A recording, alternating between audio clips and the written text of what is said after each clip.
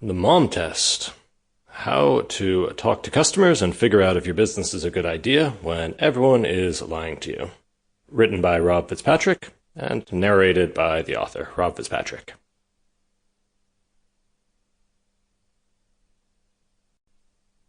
Introduction. Trying to learn from customer conversations is like excavating a delicate archaeological site. The truth is down there somewhere, but it's fragile.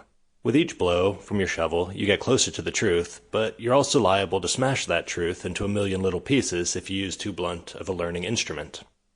I see a lot of teams using a bulldozer and a crate of dynamite for their excavation. They are, in one way or another, forcing people to say something nice about their business. They use heavy-handed questions like, "Do you think it's a good idea?" And in doing so, they shatter their prize. At the other end of the spectrum, some founders are being too gentle, using a toothbrush to unearth a city, flinching away from digging deep and finding out whether anything of value is actually buried down there in their business idea. We want to find the truth of how to make our business succeed.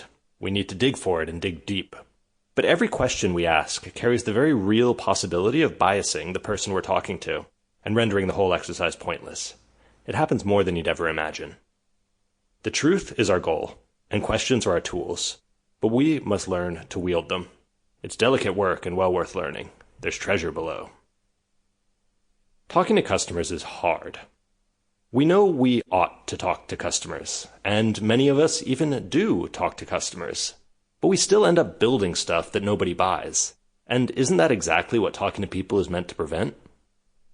It turns out that almost all of us are doing it wrong.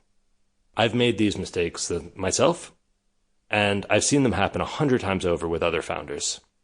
Despite the recent explosion of startup knowledge, the process of figuring out what customers want too often unfolds as it did at my first company, Habit.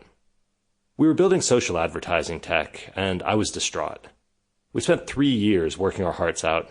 We'd nearly run out of investor money, and it didn't look like we'd be getting more. We'd relocated internationally to be closer to our market, and had survived a co-founder being deported. I'd been talking to customers full-time for months, and then, after countless days of slog and an exhausted team, I learned that I'd been doing it all wrong, and I may as well not have bothered. The well-intentioned advice that you should go talk to your customers is ultimately a bit unhelpful. It's like a popular kid advising his nerdy friend to just be cool. You still have to learn how to actually do it.